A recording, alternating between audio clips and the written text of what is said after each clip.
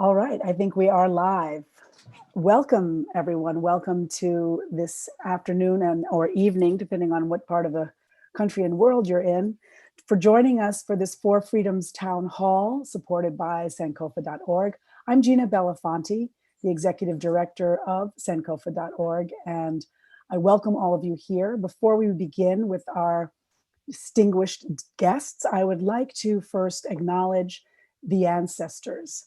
I would like to acknowledge the ancestors and all those who came before us, who paved a way for us to be here today, here, right now, our Native and Indigenous brothers and sisters, our African ancestors, all our relations who sacrificed so much for us to be able to gather in community and share our stories with one another. I'm super excited for this conversation. And again, I want to thank Four Freedoms for creating this platform to bring forward a conversation around nonviolence, the application and methodology, and the practice of nonviolence and nonviolent direct action.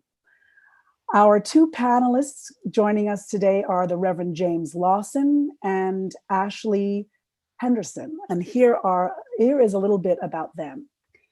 The Reverend James Lawson Jr. began resisting racism as a young child in Massillon, Ohio. In high school, he had become a firm opponent of anti-racism. In college, he became a political prisoner because he violated the Selective Service Act of 1948. In 1947, he began to read the teachings of Mahatma Gandhi. And at the urging of Dr. King, Lawson moved to Nashville, Tennessee, to join the emerging nonviolent movement. He provided counsel to Nashville, Tennessee sit-in movement, the Memphis sanitation workers strike, and the Little Rock Nine, to name a few. As a practitioner of nonviolence, he has been jailed in Washington, D.C., Ohio, Florida, West Virginia, Kentucky, Tennessee, Mississippi, and California. He is a teacher for low-wage workers organizing into unions and has worked with hotel workers, janitors, security officers, and home care workers. I want to welcome Reverend James Lawson. Welcome. Also joining us is Ashley Woodard Henderson. Ashley Henderson is an Afro-Lachian. Am I saying that right? Afro-Lachian. Afro-Lachian, thank you. A Black Appalachian, working class woman born and raised in Southeast Tennessee. She is the co-executive director of the Highlander Research and Education Center in New Market, Tennessee. She has served as president of the Black Affairs Association at East Tennessee State University and the Rho Upsilon chapter of Delta Sigma Theta sorority. She is a longtime activist working around issues of mountaintop removal mining and environmental racism in Central and Southern Appalachia, as well as serving on the National Council of the Student Environmental Action Coalition. She is an active participant in the Movement for Black Lives and is on the Governance Council of the Southern Movement Assembly. Welcome, Ashley. Thanks so much for having me, Gina. Well, I am myself a daughter of the movement, and I grew up in a household that very much was a supporter of and a funder of many of the activities and actions during the civil rights movement. Sometimes it was providing bail, sometimes it was providing mediation, sometimes it was bridging relationships. But always in our household, there was this ongoing desire and quest to practice nonviolence as students. My family often spoke about nonviolent movement, often spoke about the Highlander Center, where many movement leaders of the 60s went to gain more knowledge and deeper understanding and practice of nonviolence. And Reverend Lawson, you are considered one of the architects of the emerging practice and technology, shall we say, of the practice of nonviolent direct action. And what I'd like to do is have Ashley speak a bit about the Highlander Center, where it was the hub of education for the modern civil rights movement of the 60s, and tell us a little bit about the Highlander Center, the work there, and the application or the differences. And then I want to have Reverend Lawson speak deeply about his relationship to the Highlander Center, his relationship to the application of nonviolence, and the methodology and practice. So Ashley, please. Absolutely. I love this question in part because I think Highlander is even contemporarily a place where the past, the present, and the future exist all at the same time, right? And so when I talk about the work that we've been doing for nearly 90 years now, we've been bringing people together across difference to learn together and then apply those new learnings to concrete actions at home to change the material conditions of our people since 1932. That's very much the same of what we're doing now, right? We're building the next generational cohort of folks that will lead and envision and sum up the Southern freedom movement of our time. I think that, that includes lifelong leadership development. So we still train people. This is inclusive of movement accompaniment and support work. It means that we're making sure that grassroots organizations all across the region in relationship with folks all across the country and the world have what they need to be able to successfully implement their work so that we win, right? That we change the material conditions of our people.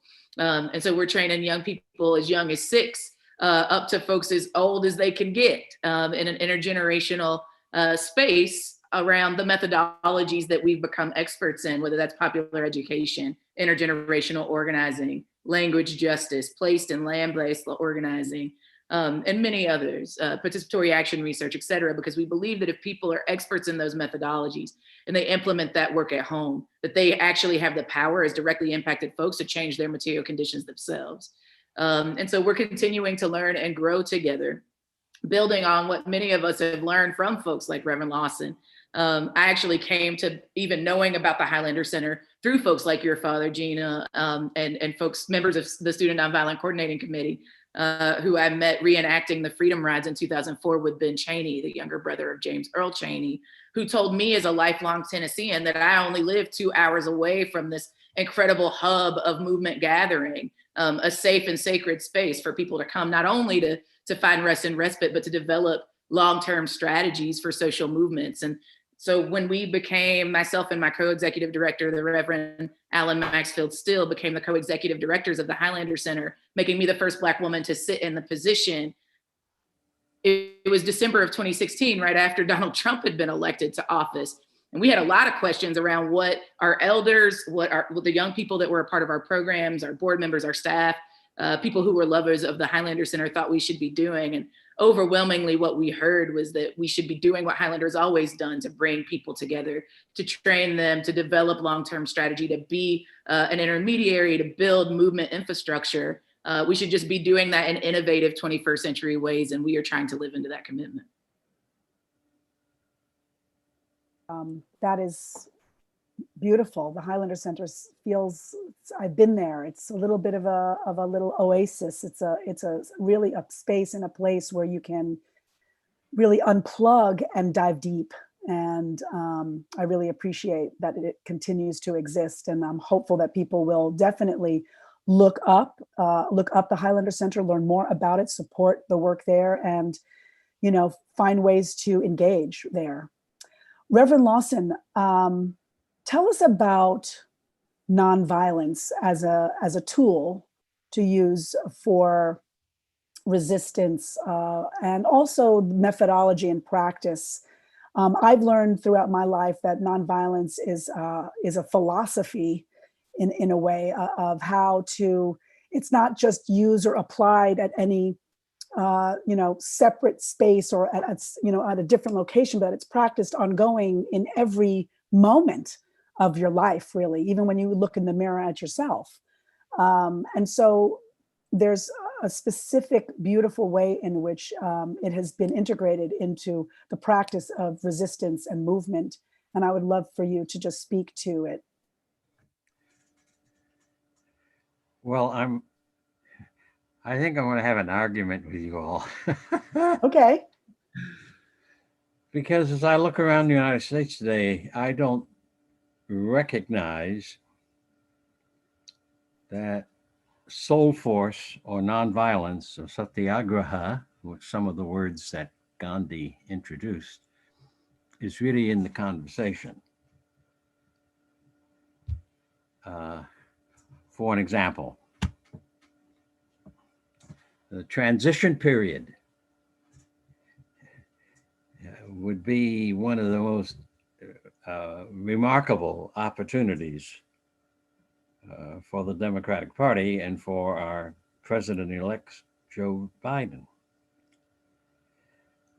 Gandhi, in the methods that he used and the methods that he listed and the steps that he listed in his writing, he was not a systematic writer.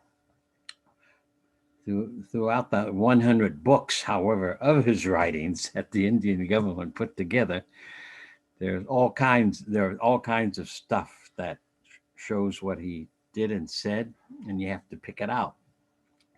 He talks about the methodology of what he called parallel government or parallel institutions.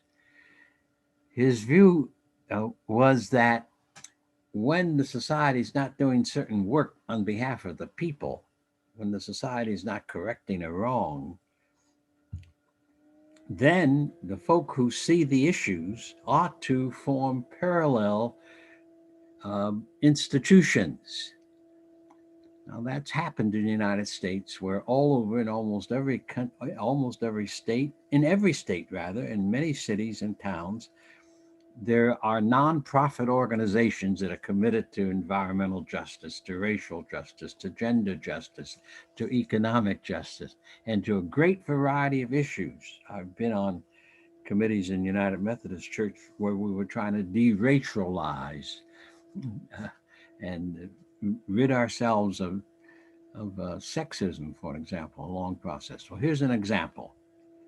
If we had awareness,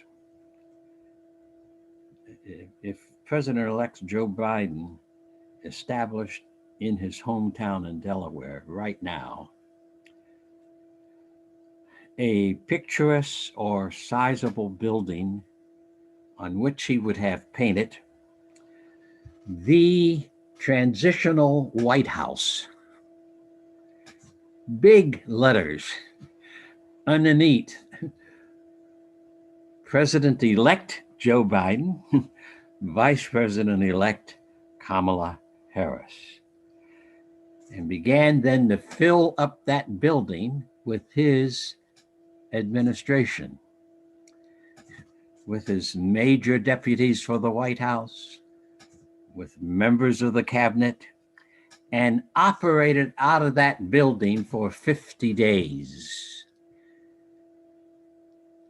That would be a dramatic and an astonishing talking piece, working piece, challenging piece in the United States.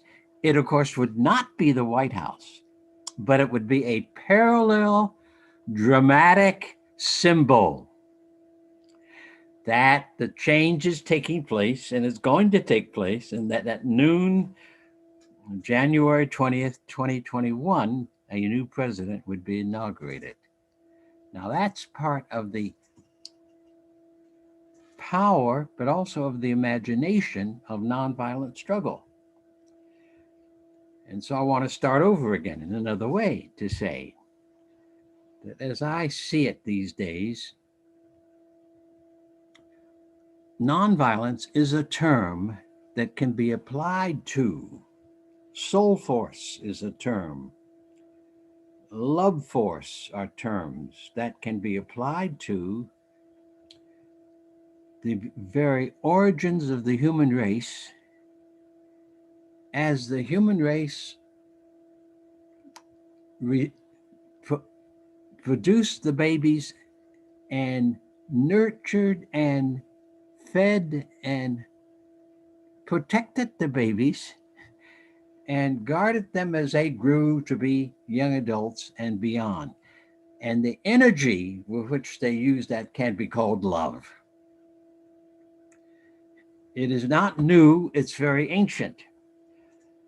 But somewhere along the way, and especially with the expansion of the Western civilization in the 16th century, 17th centuries, the warrior class and the hunters class and the wealth class became dominant forces.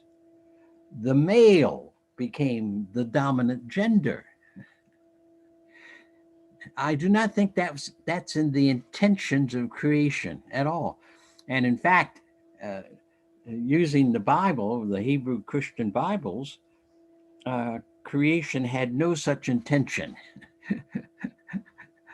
of watching the human race go off in violence and war instead of studying and understanding and working with the things that help them to raise families and children and to pass on wisdom and poetry and worship and science to continuing generations.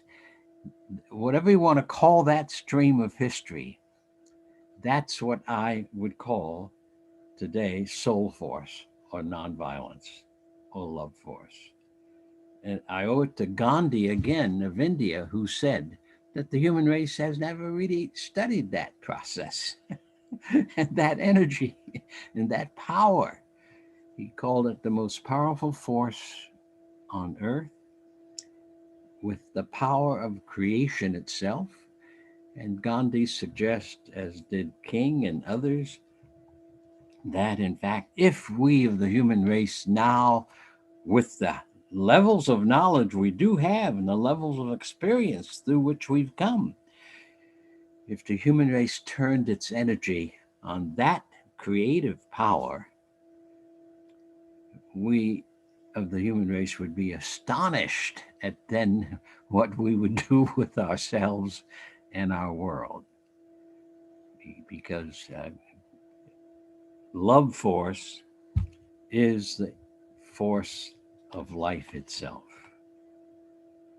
And so if we can learn about that. And so Gandhi began to pull this all together in his writings and in his many, many, many campaigns, 5 or 6 decades of operation in South Africa and India. And we are now recovering a lot of that history and literature in nonviolent a nonviolent discipline. There are more than 200 methods now that human beings have used across human history that handled conflict or injustice with truth and love rather than with lies and hypocrisy and violence. Violence is a force. I consider it a misuse of force. Mm. Nonviolence is a force. I consider it the application of power and force, which allows people to be converted, which allows people to see in drama what can happen. And so I wasn't the counselor of the national sit-in campaign. I was the organizer of the campaign. I suggested that a group of us who were connected with Martin King in Nashville, that if we were to have a second major campaign of nonviolence, we should do it in Nashville.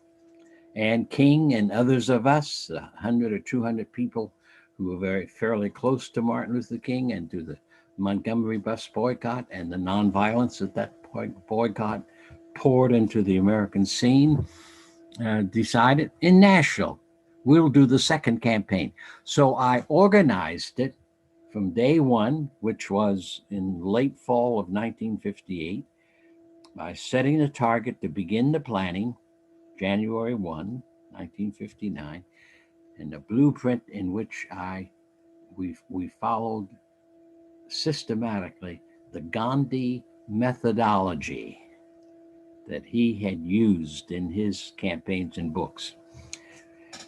Gandhi's first step, always with the problem, and people came to him in South Africa and India with their issues of justice and truth.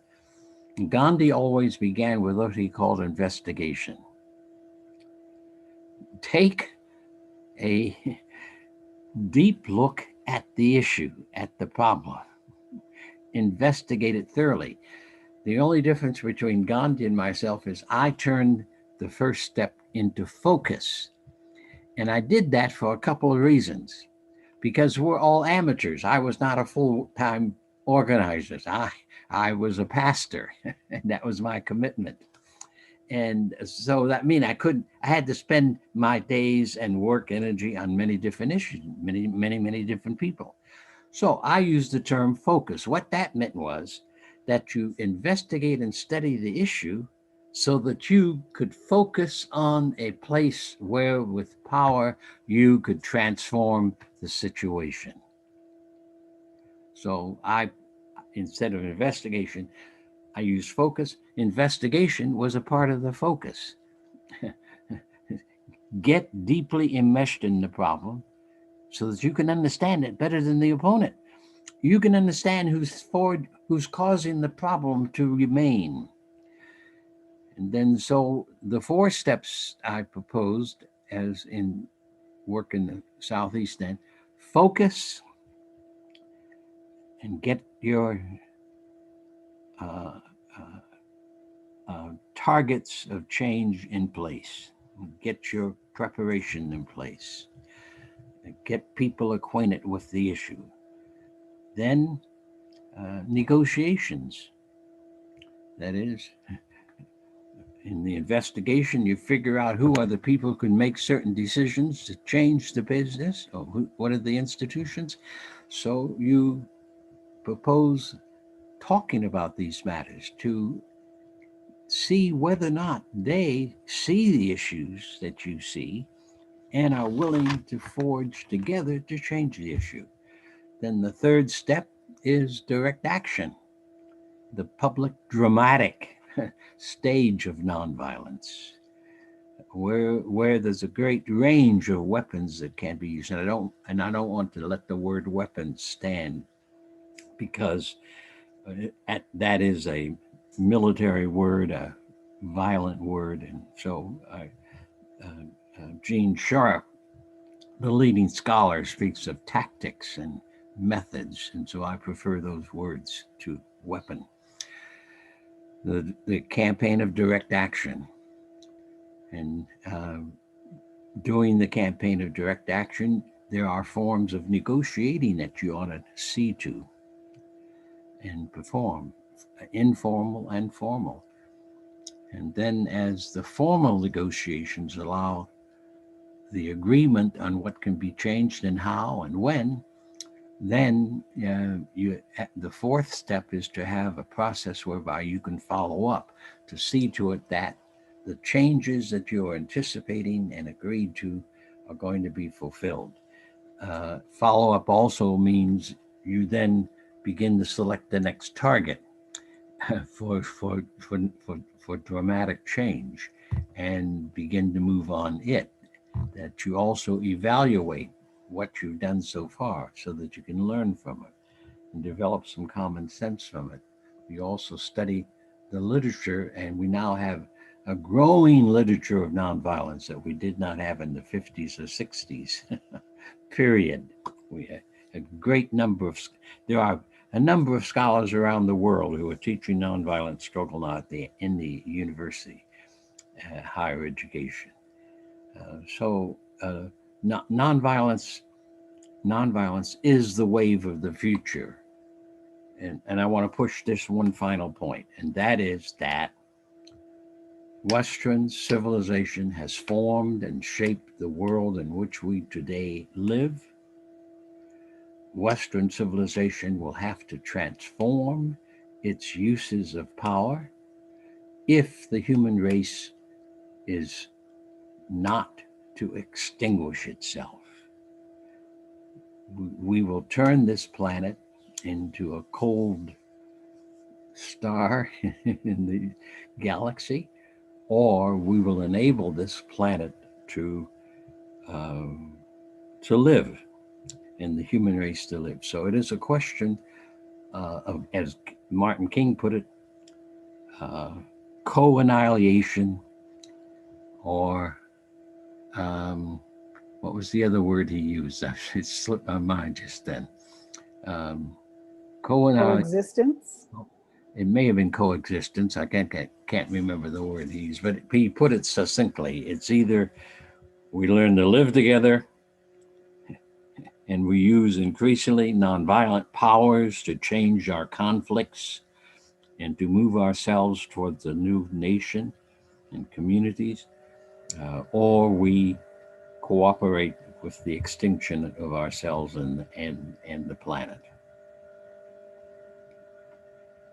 Wow, that's a lot to think about and a lot to unpack. And I really, I understand much of what you're saying. And I'm wondering, Ashley, if you feel with some of the work that you are doing today that I'm feeling extremely hopeful. I'm feeling that much of what the Reverend is speaking to is actually happening, especially in the Black community and in communities of color. We have, and forgive me for using this phrase, but in some cases, it feels like we have had our come to Jesus moment, and we have, I mean, even in last night, I think it was last night's, and I didn't see it, but from what I'm understanding, in this like versus battle between these two men who are kind of rival rappers and hip hop artists, they even together have, and come to a space where they felt like enough is enough. Let us really image out to our fans and to the public that it is time for us to stop tearing each other down and destroying each other. Well,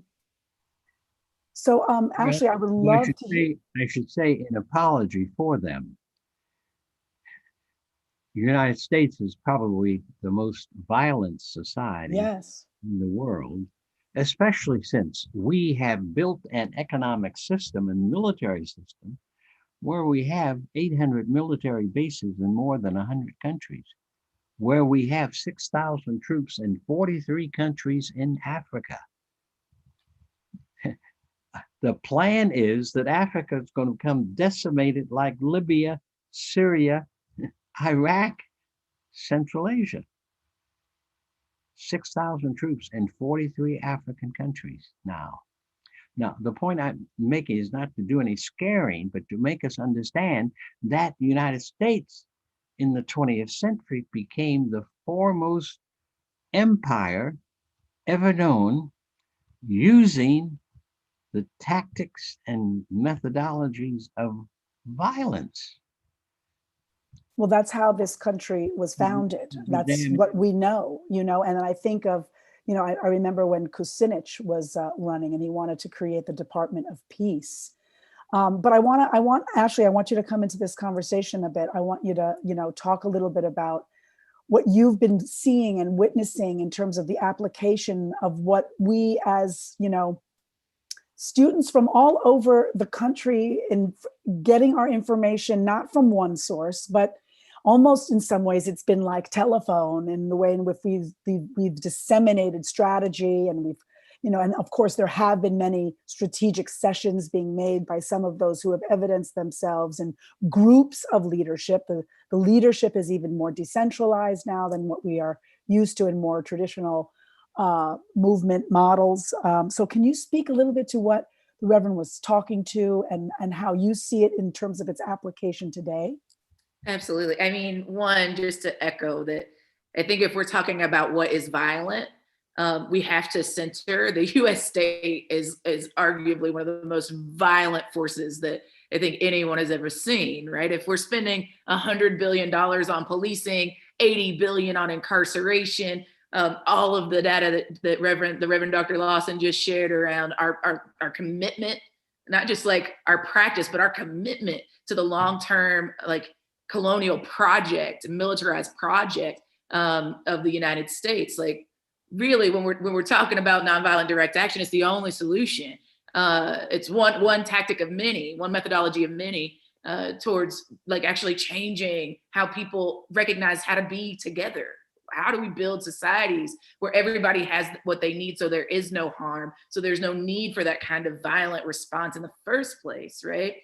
I think that what I'm seeing, I also share with you like an informed optimism and hope, right? That we've had numbers as big as 60 million people mobilized in the US, utilizing the commitment to the methodology of nonviolent direct action to say enough is enough, to put their bodies on the pavement, to say that that should not have required this much cumulative Black death in particular, to get us to a moment like this where we needed to have conversations about Indigenous communities getting their land back. We needed to have conversations about gender oppression and patriarchy and racialized capitalism, and ultimately calling for a real shift in how we think about the criminal legal system in this country, thinking about what it looks like to reimagine public safety for everybody. I think gives me hope, right? And I think that the election was a mandate.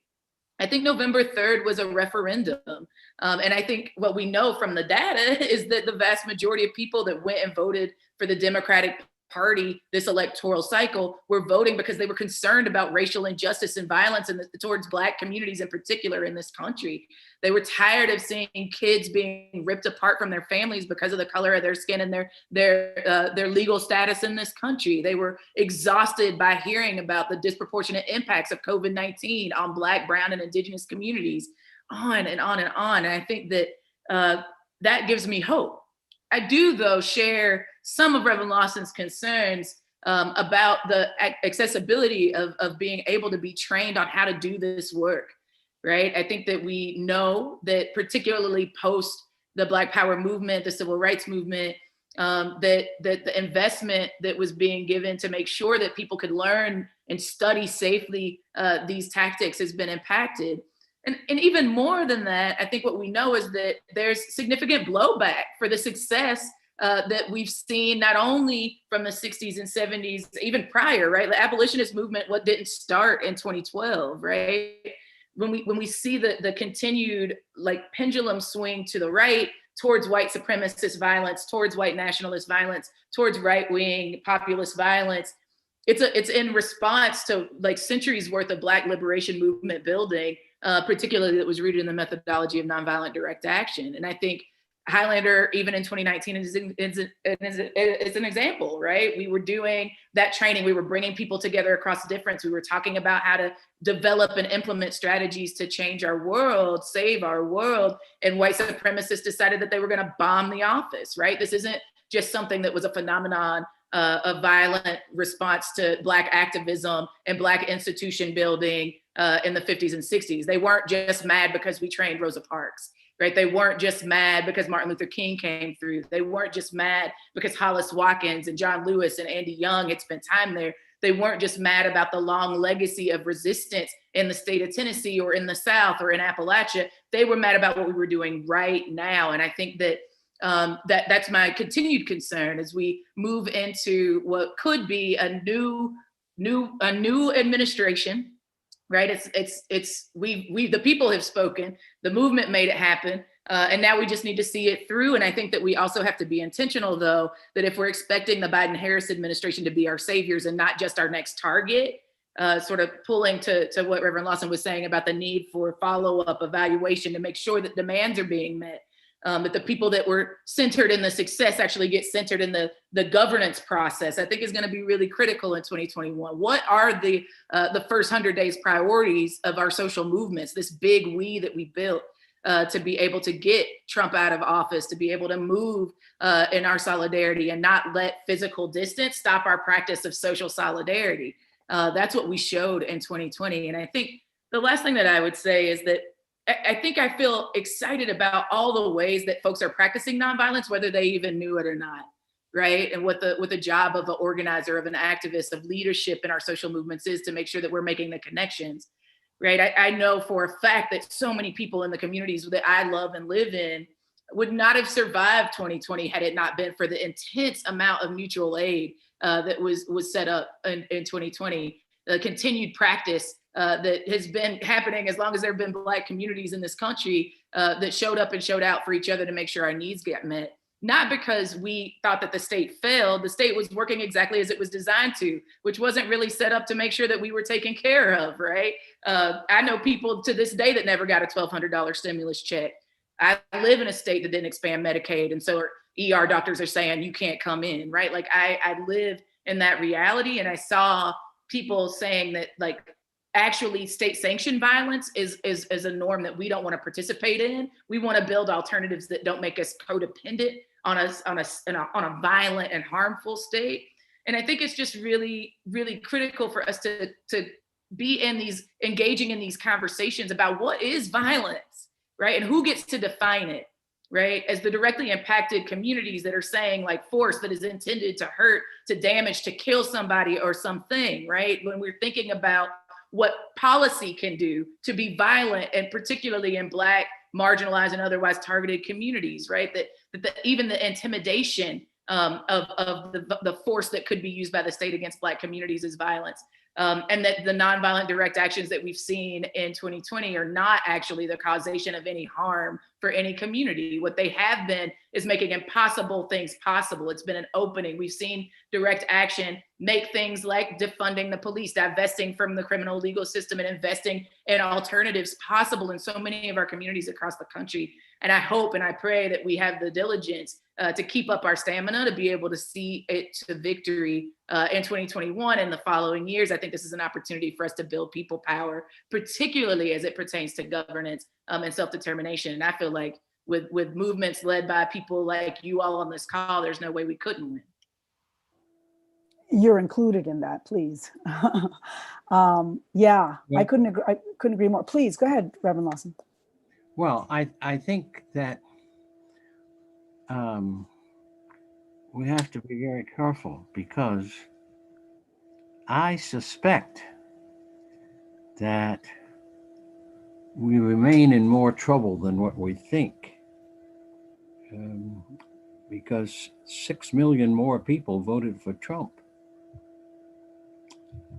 And if I listen to people like Tracy Abrams and others, Stacey Abrams and others,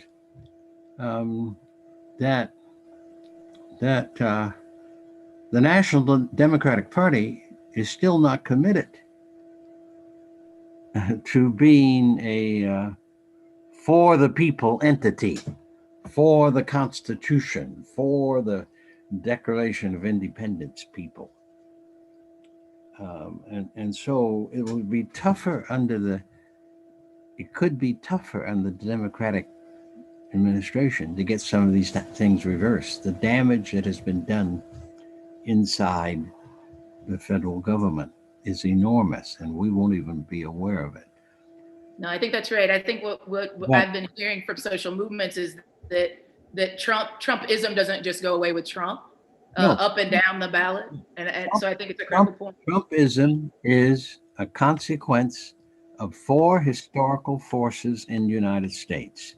Break it down. The force of gender discrimination and disenfranchisement.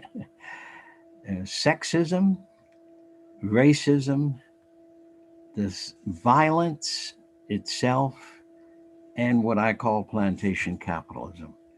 Each one of those 4 entities have a number of separate categories that are distinctive in certain ways, but belong under racism or belong as a part of what violence is about. And the nation largely is not aware of the fact that Trump, too, has been sitting in the wings of this recent history, the last 4 years under Trump 1, and learning. Trump 2 will be a more sophisticated and more public relations tyrant than Trump 1. All out of our history in the United States. And that history we have very often sicklied over with the kind of stuff that says, this is the freest nation in the world. It is not the freest nation in the world. Western Europe, with a couple of 100 million more people than we have in the United States, and that 15, 20 countries, Western Europe has surpassed us in almost every category for the quality of human life in the last 50 years. Western Europe has now it does not have the wealth we have accrued or the military bases we have accrued, but it has established accessible medical care for all of its 500 million people. It has established the wiping out of illiteracy. It has shelter for people. It has transportation in multiple ways. So, in many ways, their standard of living is higher than the standard of living in United States. It's not the highest because they don't have the three richest men in the world. Yeah, I was like, who is the we when we're talking Right, about right. where wealth is concentrated? It Basically, certainly ain't where I'm from. Right, right. I also wouldn't suggest that, you know, Europe has got it all together and it's all no, good. no, no, no. Um, A but lot of one of the, issues, lot of issues, but yeah, lot of issues. But those governments have spent more time and energy absolutely. meeting the needs of Of the people and people. That's true. children and whatnot than we do. Yeah, and they also have social movements that are making them, right? It's not like the political parties are making those decisions without people power, which is the whole point of the methodology, Well, right? they've had a stronger organized labor unions all over Yes. Europe. Exactly. We have had. Yes. Exactly. And I mean, again, to the point of what is That's violence, right? It's like, again, even under neoliberal capitalists in this country, the attack on people's right to vote, the attack on labor's opportunity to build, collective bargaining units across the country, et cetera, et cetera, et cetera. It is the state that is in no way like not responsible for the fact that these social movements are under attack constantly, under resourced constantly, while we continue to pour billions of dollars into systems that we know don't work for our people because they're working exactly as they were designed to. Right. Against us. I mean, I think everyone thought when Obama was elected, we all of a sudden hit this sort of like utopian era where everything No, was I going to did be not think wonderful. that.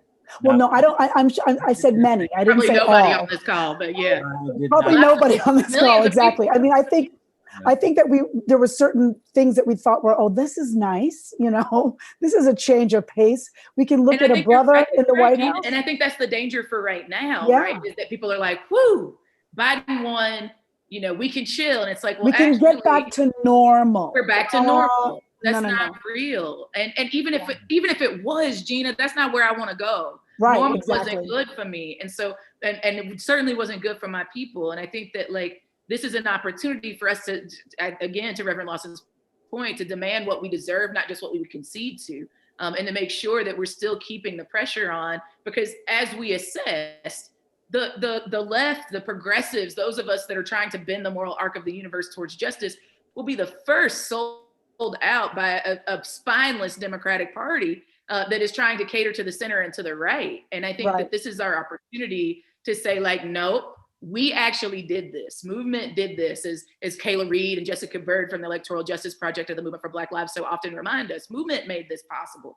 And because of that, these are our expectations. We want the BREATHE Act to pass. We want you to pass whatever of it you can pass through executive order. We want the Thrive Agenda, not just the HEROES Act that leaves out millions of our undocumented comrades. We want the Green New Deal. We want the Red New Deal. We want the red, black, and green New Deal that the Black climate justice movement is building, right? We want the vision for Black lives to come into fruition from the municipal state level up to the federal government, because we deserve that. I mean, I think to the point around Europe, it's like both things are true, right? Europe does not have it all together. And what is also simultaneously true is that the little bit that they do have together, they wouldn't have together if it wasn't for people demanding governance by the people, for the people, right? Actual true democracy. And I think that the only hope for that in this country is if our social movements build a strategic alliance across our differences, right? Which is what we've seen happen in 2020. By no means are we all the way there yet,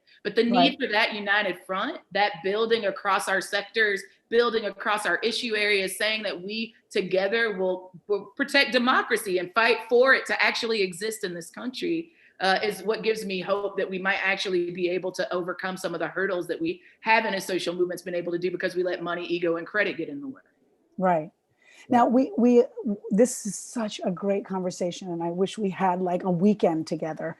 We only have about 15 more minutes, and I want to take a little bit of a pivot because we have covered some very important perspectives and topics on the issue of nonviolence and its application. But I want to go a little bit deeper into it because I, as an artivist, I see organizing, I see the application of nonviolence as an art form.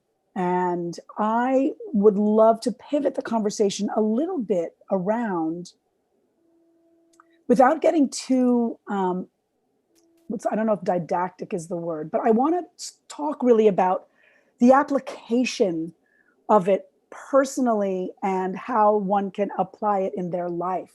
If I said, oh, I'm all about nonviolence, like I don't want to be violent, but yet there are things that we do daily that are violent acts that are in our subconscious, that are not, things that we necessarily do on purpose, whether to ourselves or to our children or to our neighbors.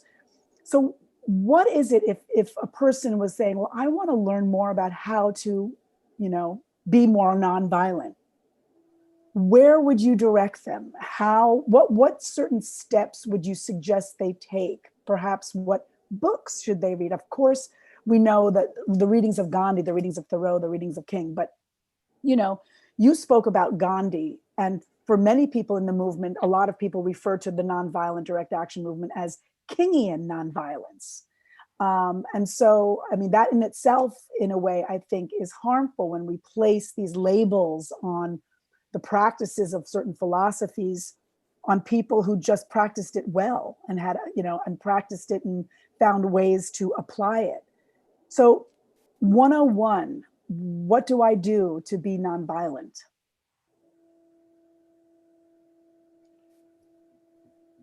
Reverend Lawson, I'll defer to your expertise there.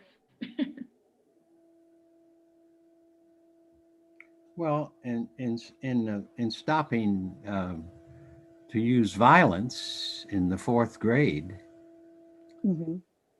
that was the first step. No longer use my fist and kicking and angry language and name calling on the football field or the baseball field or on the streets. That I start trying to find the language of community, the language that we are all in the same boat, the language that we are all human beings. So that was my own concrete experience. I said no to fighting and allowing my anger to go out in forms of rejecting and decimating people. And I said yes to there must be a better way.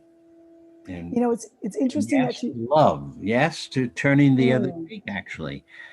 mm. Yes to caring about the enemies, seeing the enemy as a human being, as a person gifted with creation, like I am. Right. It's so, it's so Which is interesting that what you say that. Jesus of Nazareth meant when he said, "Love your enemy." Hmm. He wasn't talking romantic love or friendship love, philia. He was talking about this person has the gift of life in him, endowed with certain unalienable rights as the gift of creation. And so you respect that in him while or her, and you resist in ways that helps that person to grab hold of that chain.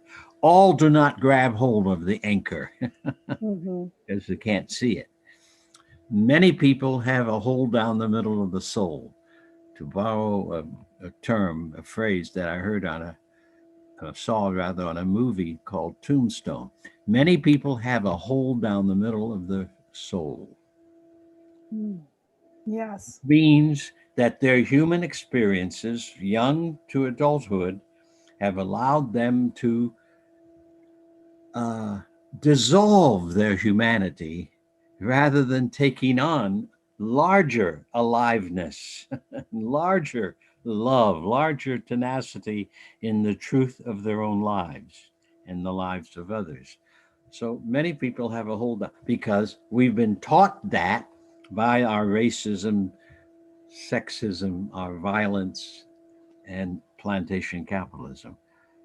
But the first step is to move away from those things that seek to deform life, including your own life, and to move towards love and truth and beauty and wonder and mystery that affirms that your life is unique. I mean, after all, the human species, according to some biologists, is one of maybe 50 billion living things that are lived on Earth.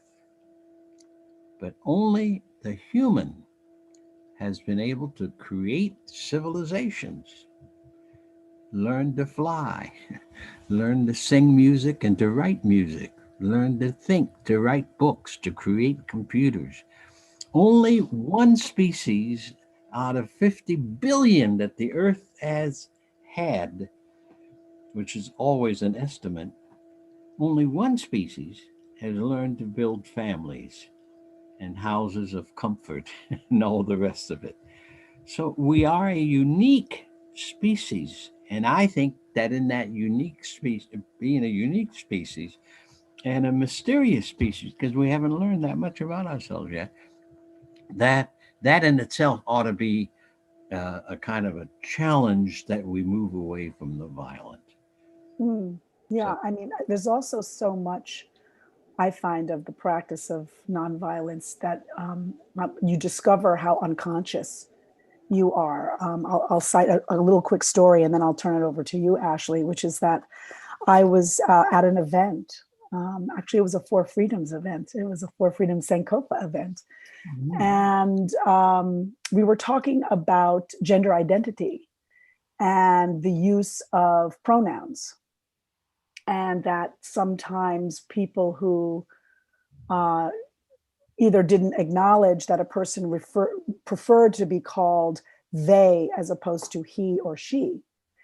And in and there was a person there who I openly was speaking about at this event, and I referred to them as a specific gender, and immediately corrected myself, and then felt horrible about it. And then as I was explaining about how I wanted to be more conscious and all that, it all really became about me and about my experience. And so it becomes very deeply psychologically convoluted in some ways, when even when you're trying to put your best foot forward, how you can put your foot in your mouth on your way to the next step. And I really am doing my best to allow a heart opening and a space for my consciousness to rise, and not to be so quick to speak, and to when I catch myself to do my best to not make it about me in that moment, but about the other person, and really take the lead from the other person. And if it's an opportunity for me to apologize or come to them in another way where it's not public and it focuses more the attention and the light back to me, even though I was trying to make it a quote unquote teaching moment for the rest of the folks. But I have found that, it's hard. The application of nonviolence is not easy when you have to find a deeper patience and a deeper way in which to let your breath inform yourself and be conscious of yourself, because in fact, we are human. And what does that actually mean in terms of where our consciousness tips a bit then into unconsciousness. So I find it a wonderful journey that I'm loving to continue to apply, and on the road, for the forever journey to mastery. But it's not a particularly easy one, but it's well worth the application and process. Ashley? Yeah, absolutely. I mean, I think not to be punny about it, but I think Reverend Lawson gave us the 4 steps, right? Focus. Focus on the study of what violence is, and then what is required in praxis, like in theory and in practice, not just the words in your head, just your belief about it, but actually every day, how are you doing less harm, right? Feels like a significant commitment to make towards being able to practice nonviolence. And then I think, the first thing that I always tell people to do when they come to me and they have questions about violence and nonviolence etc. I say, there's this really great video on YouTube. It's from the movie slash like the film documentary, the Black Power mixtape. And it's Angela Davis talking about violence. It literally transformed my understanding of what is violence, what does it mean to live in a society that is literally structurally developed to be violent, to reward violence, and then to use violence as the perpetuator of justice, right? That's how we've been taught, right? Somebody harms you, you punch them. Somebody messes with you, you lock them up. You take away things, you punish them, right? That's what we get taught here. And so what does it look like to recognize the state's like literal responsibility to that? And how do we start to like not only dissolve, like get out of that practice, but also build alternatives that are rooted in our values? I think that's going to be critical to our work. So just some things to think about is like, again, what is violence? What is nonviolence? How do you make a commitment to practicing that and inviting other folks to do that as well? How are we reimagining safety, right? That violence doesn't keep me safe. In fact, it keeps me unsafe, right? Violence and the threat of violence is what perpetuates my constant fear of not being safe. And then I would say some things to check out. One is like, read what Reverend Lawson's already written about nonviolence. I'd also say anything that Ruthie Gilmore touches, anything that Miriam Kaba has written or says, anything that Andrea Ritchie touches or says is teaching, like all of their teachings for me have helped me think about not only how to practice nonviolence as a personal commitment, but also what transformative justice looks like. What is the alternative, right, to the system? I don't want to just live in a world where we're constantly using nonviolence as a tactic to respond to violence. I want to get to a world where I don't have to practice nonviolence because it is just the way that we are.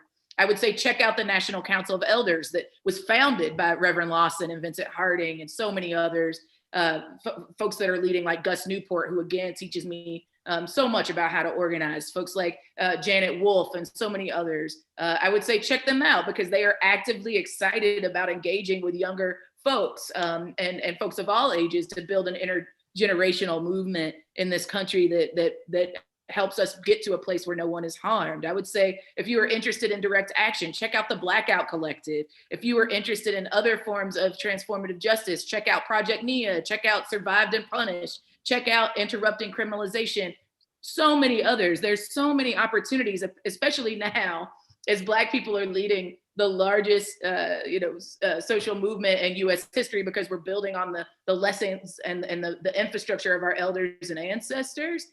This is your moment. The doors of our movement are wide open. So this is an opportunity for us to be in debate and for us to be in shared learning to develop the movement that wins us all that we deserve. And then, I want to end it by talking about this Jesus guy too, because I think I learned a lot about how I'm supposed to be in this work because of the stories of his leadership. And what Jesus didn't say was never be angry, right?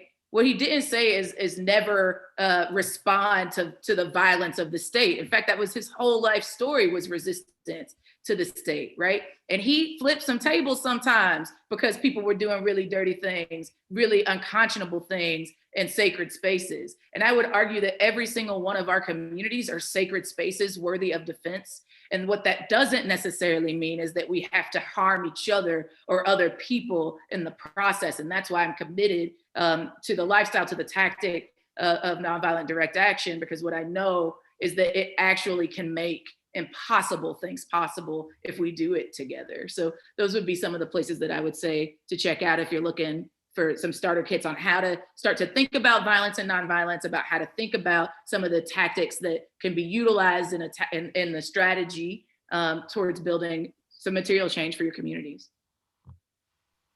Well, I think the most practical way to learn nonviolence is to create campaigns of struggle against the wrong and against the violence, structures and ideologies, locally, to work on issues, and to work on those issues not from the point of view of the turmoil in the issues, but to work on those issues from the perspective of how you dissolve them and move it an inch or an ounce towards in the direction of truth and justice, how you change the present moment and move it into a new future.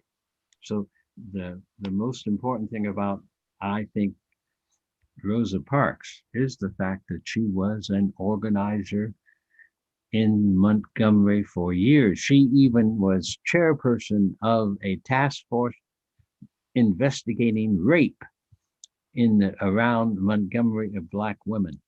Uh, I can't remember what year this was, that she was chair of at least one investigation on rape. And Prior to she, the boycott.